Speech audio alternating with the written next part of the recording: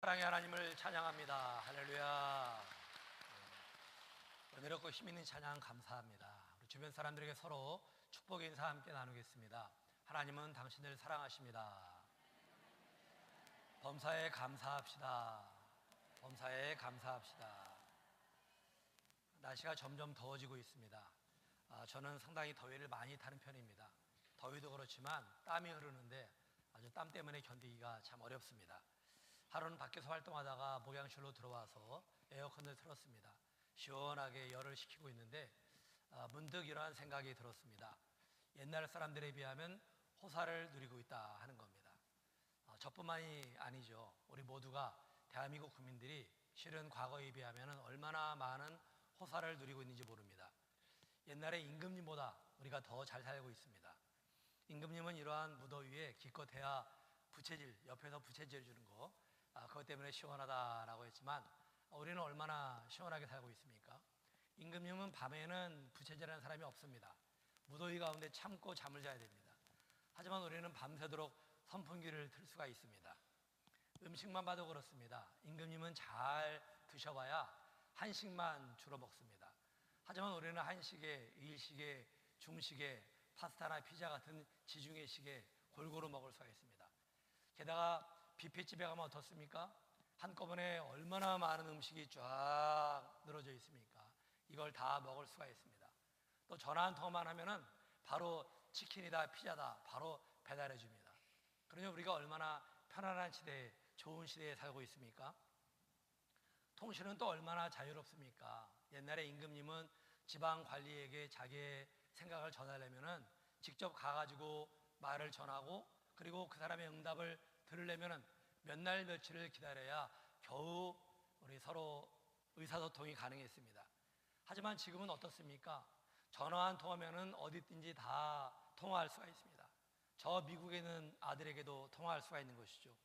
얼마나 우리가 좋은 시대에 살고 있습니까? 옛날의 임금님보다 더 좋은 시대에 살고 있습니다. 이렇게 좋은 시대에 살아가는데 문제는 무엇일까요?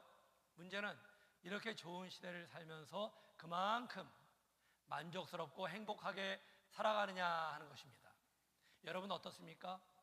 여기에 대해서 그렇다라고 자신 있게 대답할 사람이 과연 얼마나 될까요? 왜 많은 사람들이 그렇다라고 자신 있게 대답을 못할까요? 여러 가지 이유가 있겠지만은 내 뜻대로 안 되는 일들이 많이 있기 때문에 그렇습니다. 옛날보다는 분명히 좋은 시대에 살고 있습니다. 편안한 시대에 살고 있습니다. 의식주의 생활 환경은 훨씬 좋아졌습니다. 하지만 옛날보다 우리가 다양한 욕구를 가지고 있다는 것이 걸림돌입니다. 옛날에는 의식주만 만족하면은 그것으로 행복해할 줄 알았습니다. 배불리 먹으면 그것도 힘쌀밥을 마음껏 먹으면은 풍족하게 나는 살고 있다. 나는 만족한다라고 여겼죠. 장독에 쌀이 가득하고 마당에 땔감이 쌓여 있으면은 그것으로 만족해 했습니다. 지붕을 가리우고 등 따숩게 할 수 있는 방만 있으면은 만사 오케이였습니다. 사계절 철을 따라 입을 수 있는 옷만 있으면은 그것으로 행복했습니다. 하지만 지금은 어떻습니까? 의식주가 해결이 되었다고 하여 아무 문제 없이 살고 있습니까? 지금은 욕구가 다양해졌습니다. 흰쌀밥이 아니라 다이어트 음식이나 건강식을 선호합니다. 살이 쪘다고 해서 자살하는 사람도 생겨났습니다. 더 편안하고 좋은 집을 원하고 있습니다. 철 따라 입는 옷이 아니라 나에게 어울리는 옷, 패셔너블한 옷을 추구하고 있습니다. 의식주뿐만이 아닙니다. 사회적인 욕구와 자아 실현의 욕구, 남에게 존중받으려는 욕구가 점점 더 커졌습니다. 이것이 충족되지 않으면 견디지 못하는 시대가 되었습니다. 저는 맥주감사절을 맞이하면서 어떤 설교를 해줄지 고민이 되었습니다. 새벽에 일찍 교회에 와가지고 하나님 앞에 기도드렸습니다. 하나님, 이번 돌아오는 주일이 맥주감사절인데 어떤 메시지를 전해야 좋을까요? 우리 교인들에게 어떤 메시지를 주님이 주시기를 원하십니까? 응답해 주옵소서 간절히 기도했는데 기도하는 가운데 감사라는 찬양이 계속 맴도는 것입니다. 감사라는 찬양의 내용 가운데 특별히 내 뜻대로 안 돼도 주가 인도하신 것 모든 것 감사, 이 찬양 가사가 계속 맴도는 거예요. 그러면서 부를수록 은혜가 되었는데 저에게 이러한 또 깨달음이 왔습니다. 가사를 조금 바꿔도 좋겠다 하는 깨달음이었습니다. 내 뜻대로 안 돼도 주가 인도하신 것 모든 것 감사. 여기서 조금 바꾸는 거예요. 내 뜻대로 안 돼요. 주가 인도하신 것 모든 것 감사라는 겁니다. 이 두 가지가 별 커다란 차이가 없죠. 거의 비슷합니다. 하지만 조금 차이점이 있습니다. 이 가사 그대로 내 뜻대로 안 돼도, 이 말은 내가 원하는 것이 있었지만 그대로 안 되었습니다. 비록 안 되었어도 주님이 인도하셨으니 감사하자 하는 것입니다. 이 가사도 상당히 은혜스럽습니다. 하지만 조금 바꿔서 내 뜻대로 안 돼요. 내가 원하는 대로 안 돼요. 오히려 주가 인도하셨으니 모든 것 감사하자라고 하는 것입니다.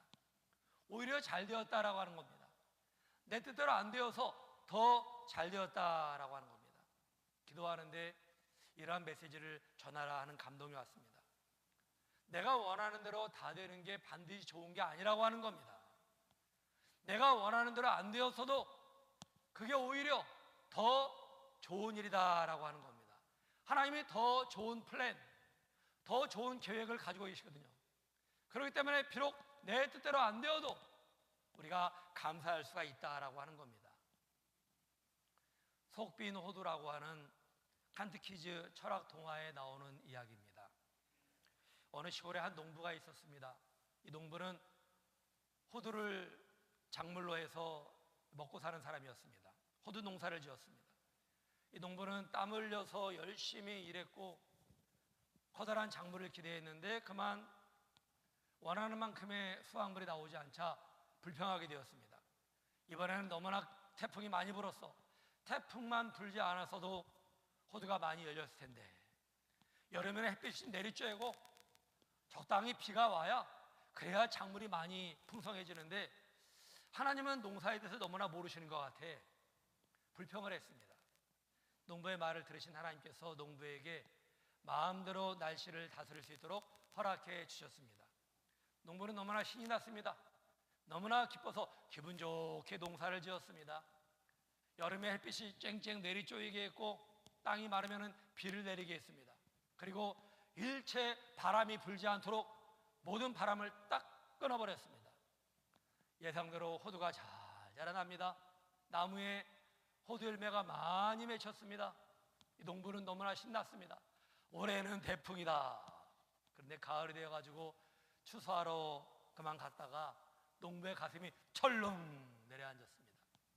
나무에 호두가 많이 열렸는데 호두를 따봤더니만 속이 텅 빈 호두였습니다. 아니 이럴 수가 있어? 왜 알맹이가 없는 거야? 자기는 하느라고 했는데 호두에 그만 알맹이가 없는 거예요. 너무나 실망을 해서 온몸에 힘이 쫙 빠졌습니다. 그때 하나님께서 말씀하셨습니다. 고난이 없이는 알맹이가 없는 법이다. 때로는 태풍과 같은 시련과 감 같은 고통을 지나야 속이 단단하게 차는 것이란다. 이 농부는 자기 마음대로 하면 다 잘 될 줄 알았습니다. 하지만 그게 아니었습니다. 근데 여러분, 농사뿐만이 아닙니다. 모든 일이 다 그렇습니다. 내가 원하는 대로 하고 내 뜻대로 되면 그것을 우리는 최선이라고 생각합니다. 하지만 그렇지 않습니다. 때로는 내 뜻대로 안 되어도 그것이 최선일 수가 있습니다. 아니, 내가 원하는 대로 안 되었기에 그것이 최선이라고 하는 것입니다. 나에게 하나님의 플랜, 하나님의 계획이 가동되고 있다면 내가 원하는 대로 안 되는 것이 더 커다란 축복이라고 하는 것입니다. 제 얘기를 들어 죄송한데 저는 의지력이 굉장히 좀 강한 편입니다. 남들에 비해 강한 편입니다. 저는 계획했으면 반드시 해야 되는 성격입니다. 기질 테스트를 하면 저는 1차 기질이 담즙질로 나옵니다. MBTI 검사를 하게 되면 ENTJ가 나옵니다. 이 특징은 계획하기를 좋아하고 계획한 대로 살아가는 걸 좋아하는 그러한 기질입니다. 생각을 해보니 젊은 시절에는 계획대로 이루어질 때가 많았습니다. 무조건 계획대로 되는 게 좋았어요. 이 계획이 좋은 계획이든 나쁜 계획이든. 그런데 목회하다면서 보다 보니까 계획대로 안 될 때가 참 많았습니다. 사람의 일이 내 뜻대로 되는 것은 아니기 때문입니다. 그럴 때는 속이 상하기도 했습니다. 그런데 돌아보니까 내가 원하는 대로 안 된 게 오히려 더 잘 된 일일 때가 정말 많았어요. 내 뜻대로 안 되었기에 하나님이 역사하시는 최선의 인도를 받을 수가 있었습니다. 이제는 모든 것을 하나님의 손에 최대한 다 맡기며 살아가려고 노력을 합니다. 제 책상에 보면은 포스트잇에 붙인 것이 있는데 그 종이에 이러한 글이 써 있습니다. 하나님께 맡기라, 잊으라, 결과를 만들려 하지 말라 하는 글입니다. 생활 속에 어떤 깨달음이 있을 때 저는 글을 써서 컴퓨터 모니터 아래에 하나씩 붙여놓는 습관이 있습니다. 지금은 거기 다 붙어가지고요, 그 위에 뭐 2개씩 붙여놓은 것도 있습니다. 그 중에 한 장에 하나님께 맡기라, 잊으라, 결과를 만들려 하지 말라 하는 글이 써 있습니다. 하나님께 맡긴다고 하면서 계속하여 떠올리는 경우가 있습니다. 예를 들어 어떤 일로 속이 상한 경우가 있고 어떤 일이 뜻대로 풀리지 않을 때가 있습니다. 그럴 때는 속으로 염려하면서 고심을 많이 합니다. 실은 다 쓸데없는 염려들입니다. 예수님께서 말씀하시기를 너희 중에 누가 염려함으로 그 키를 한 자나 더할 수가 있겠느냐라고 하셨습니다. 염려는 아무런 쓸모가 없다고 하는 것이죠.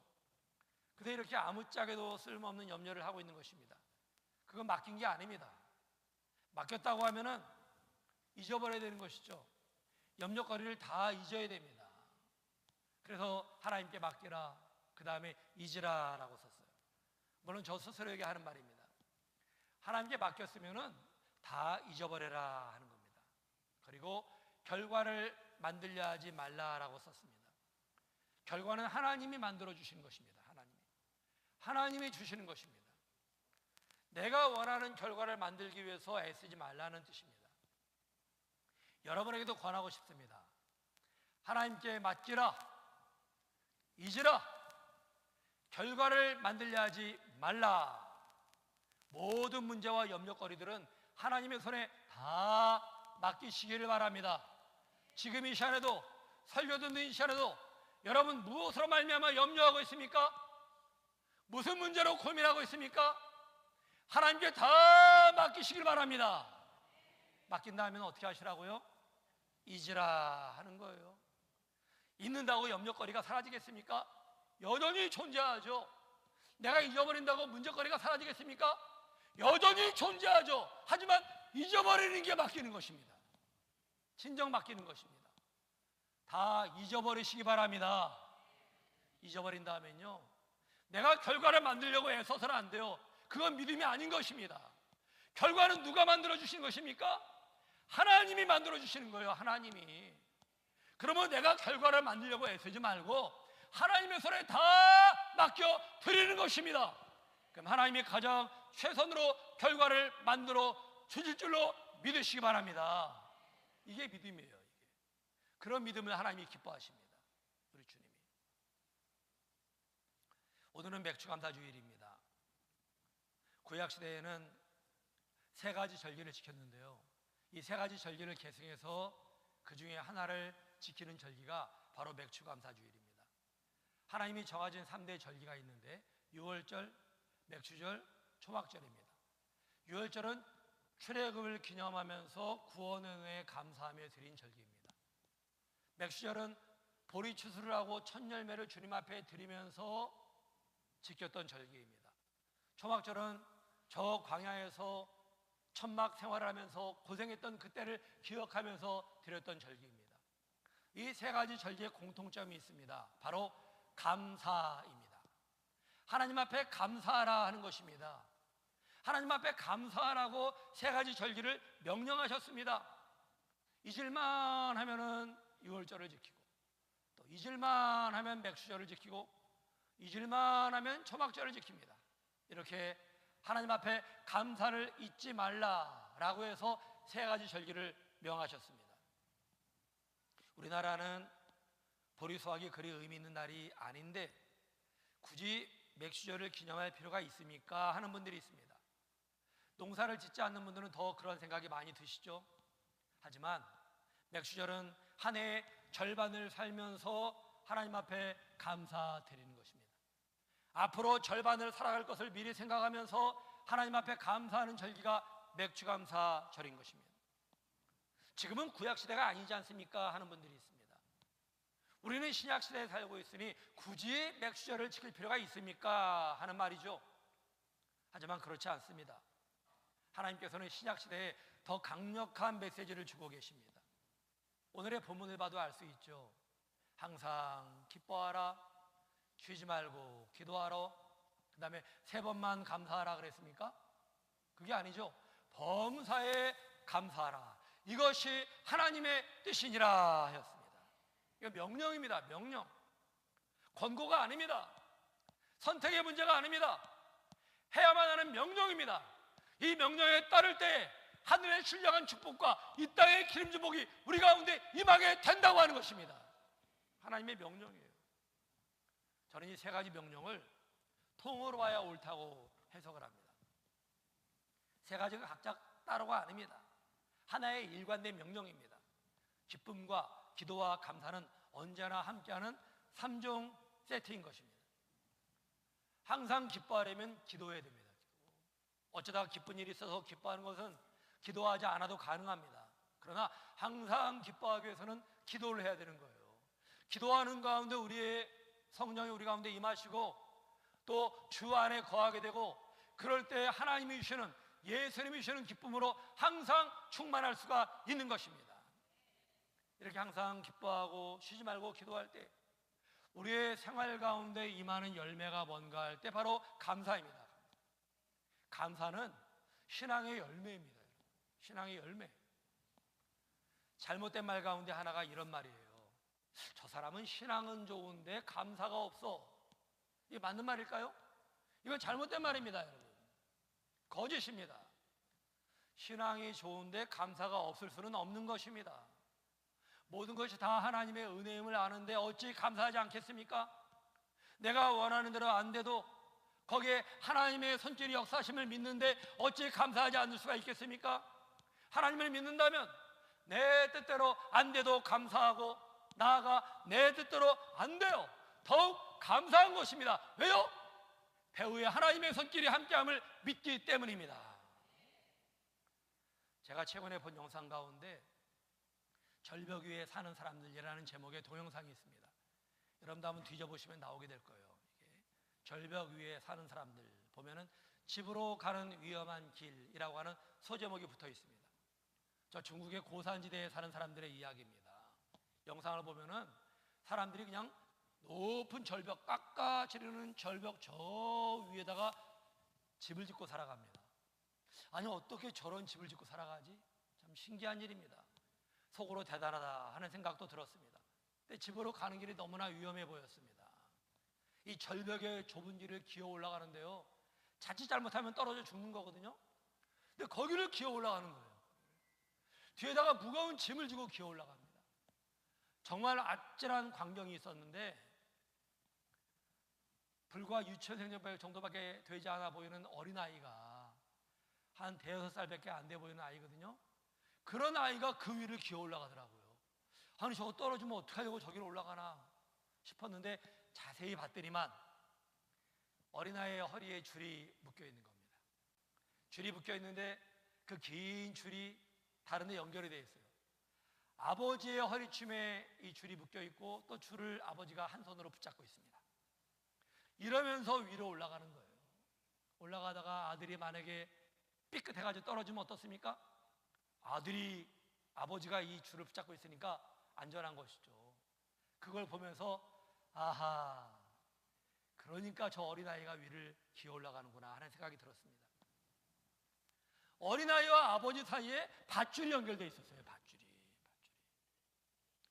제가 그 영상을 보면서 깨달은 사실이 있습니다. 우리도 그렇다라고 하는 거예요. 우리도. 하나님이 우리를 묶어 놓으셨어요. 줄로 묶어 놓으시고 하나님과 우리의 사이를 단단하게 연결해 놓으셨습니다. 어떤 위험 가운데 있든지 우리는 안전한 것입니다. 어떤 상황 가운데 있든지 하나님이 우리를 붙잡아 주기 때문에 우리는 얼마든지 안전하게 살아갈 수가 있다라고 하는 거예요. 그렇기 때문에 우리가 범사에 감사할 수가 있는 거죠. 내 뜻대로 안 돼도 감사하고 내 뜻대로 안 돼요 더욱 감사할 수가 있는 것입니다. 왜요? 우리의 배후에는 하나님의 손길이 우리를 감싸고 있기 때문입니다. 이 사실을 믿기 때문인 것입니다. 예수님의 제자 가운데 베드로가 있습니다. 베드로는 누구보다 자유분방한 사람이었습니다. 제자로 부름받기 전에는 직업이 어부였습니다. 여기저기 다니고 싶은데 다 다닌 사람입니다. 예수님이 부르신 다음에도 마음 내키면 예수님 따랐다가 마음 내키지 않으면 또 바다에 나가가지고 바다 일을 하는 사람이었어요. 예수님이 십자가를 지신 다음에도 자기 마음 가는 대로 살아가는 사람이었습니다. 부활하신 예수님이 베드로에게 찾아오셨습니다. 그리고 예수님을 부인했던 자기의 잘못을 뉘우치면서 흐느끼는 베드로에게 이렇게 말씀하셨습니다. 네가 젊어서는 스스로 띠뛰고 원하는 곳으로 다녔거니와 늙어서는 내 팔을 벌리리니 다른 사람이 내게 띠를 띠고 원하지 않는 곳으로 데려가리라 하는 말씀이에요. 무슨 말일까요? 지금까지는 네가 네 마음대로 네가 하고 싶은 대로 살아왔다. 하지만은 앞으로는 네가 원하는 대로 살지 못할 것이다. 네가 원하지 않는 길도 가게 될 것이다 라고 하는 겁니다. 이 말씀대로 베드로는 성령에 이끌려 결국은 본인이 원치 않았지만 순종하는 자리까지 가게 되었습니다. 불신의 눈으로 본다면 베드로가 예수님 믿고 불행해졌습니다. 자기 마음대로 못하니까요. 하지만 실상은 그렇지 않습니다. 베드로는 지금 천국에서 누구보다 영광스럽고 존귀한 위치에서 살고 있습니다. 베드로는 분명히 자기가 원하는 대로 살지 않게 되어 감사할 것입니다. 성경에서 가장 드라마틱하고 모험적으로 살았던 인물을 꼽으라면 다윗을 꼽는 사람이 많을 것입니다. 다윗은 시골 촌놈이었습니다. 가난한 집안의 7번째 아들로 태어난 흙수저였습니다. 교육을 제대로 받지 못했고 부모에게 물려받은 것도 없었습니다. 그런 사람이 나라의 왕이 되어서 40년간이나 통치하게 되었습니다. 이스라엘 역사상 가장 빛나는 치세를 이루었습니다. 그런데 다윗의 일생을 보면은 그가 스스로 이룬 업적은 찾아보기가 대단히 어렵습니다. 다윗이 작정하고 골리앗을 무찌른 게 아니었습니다, 여러분. 다윗 그러면 골리앗을 떠올리죠. 골리앗과 싸우기 위해서 전쟁터에 나간 게 아니었습니다. 형들을 만나보기 위해 갔다가 우연히 골리앗을 보게 되었고 골리앗과 싸우는 상황에 들어가게 되었습니다. 블레셋과의 수많은 전쟁을 치렀는데요, 다윗이 원해서 일으킨 전쟁이 아니었습니다. 공격을 당하자 이걸 방비하면서 싸운 전쟁이었어요. 전쟁에 나갈 때마다 이겼죠. 사울 왕에게 쫓겨다니면서 오히려 사울 왕을 구하게 되었는데 이것도 우연히 벌어진 일이었습니다. 숱하게 왕의 위협을 받을 때도 다윗 자신의 능력으로 구조된 적은 거의 없었습니다. 어쩌다 보니 전쟁터에 나가게 되었고 어쩌다 보니 이기게 되었고 어쩌다 보니 사울을 살리게 되었고 어쩌다 보니 왕위에 오르게 되었습니다. 근데 여러분, 이게 어쩌다 보니가 아니라 배후에 하나님이 역사하시고 하나님이 그를 붙잡아 주시면서 그의 삶을 하나하나 인도해 주신 것입니다. 이게 중요한 거예요. 마치 베드로에게 주신 말씀을 다윗에게 확인하는 듯 합니다. 네가 젊어서는 스스로 띠뛰고 원하는 곳으로 다녔거니와 늙어서는 내 팔을 벌리리니 남이 내게 띠띠우고 원하지 아니하는 곳으로 데려가리라. 근데 여러분, 저와 여러분, 우리의 삶이 이럴 수가 있다고 하는 거예요. 지금까지는 내가 원하는 대로 내 마음대로 살았는지 모르겠습니다. 그러나 하나님의 손길이 우리 가운데 역사할 때 때로는 내가 원치 않는 곳으로 가게 될 수 있는 것이고 내 마음에 원하는 대로 안 될 수가 있다라고 하는 것입니다. 하지만 거기에는 배후에 하나님의 손길이 함께함을 우리는 믿는 것입니다. 이렇게 믿는 사람들이 드리는 삶의 표적이 뭔가 할 때 바로 감사라고 하는 것입니다. 내 뜻대로 안 돼도 하나님 감사합니다. 왜냐하면 나의 삶의 배후에 하나님의 역사심을 믿기 때문입니다. 내 뜻대로 안 돼요. 하나님 앞에 감사합니다. 왜냐하면 눈에 보이지 않지만 나의 삶을 이끌어 가시는 하나님의 손길이 나와 함께함을 믿기 때문입니다. 이것이 신앙의 고백이요 믿음의 사람의 고백인 것입니다. 그런 사람이 범사에 감사하며 살아갈 수가 있어요. 내가 원하는 대로 이루어져도 감사하고, 내가 원하는 대로 되지 않아도 감사하며, 모든 일에 감사하며 살아갈 수가 있는 것입니다. 이러한 믿음의 사람, 믿음의 고백하며 살아가는 우리 모두가 다 될 수 있기를 주님의 이름으로 축원합니다. 코리텐 붐이 쓴 주는 나의 피난처라는 책에 나오는 간증입니다. 2차 세계대전 당시에 믿음의 사람에 대한 탄압이 너무나 강해가지고요, 이들이 그만 다 온 가족이 다 강제 소용소에 갇히게 되었습니다. 근데 부모님이랑 떨어져 지내고 다 코리와 코리 언니만 따로 소용소에 수감되게 되는 그런 상황에 이르게 되었습니다. 근데 코리의 언니가 아주 믿음이 좋았습니다. 배시라는 언니가 있는데 이 언니는 항상 무슨 일을 받았는지 감사합니다. 입에 뱉다고 그래요. 하나님 감사합니다. 하나님 감사합니다. 이 배시와 코리는 여성만 가두는 감옥에 갇히게 되었습니다. 그런데 갔더니만 이 감옥도 등급이 있는데 해필이면 저 안쪽 끝에 자리하게 되었습니다. 가봤더니만 그 방에 빈대가 얼마나 많은지요. 빈대가 우글거리는데 죽여도 나오고 죽여도 나오고 여기 저기 핏자국이고 도저히 생활이 너무나 안 되었습니다. 너무 괴로운 거예요. 왜 하필이면 이런 데 왔나 싶은 겁니다. 그런데도 언니 배 씨는 늘 감사하더래요. 하나님 감사합니다. 하나님 감사합니다. 이 코리가 도무지 언니를 이해할 수가 없었습니다. 한마디 했습니다. 언니 뭐가 감사해? 뭐가? 수용소에 갇힌 것도 억울한 일인데 답답한 일인데 뭐가 감사해 언니?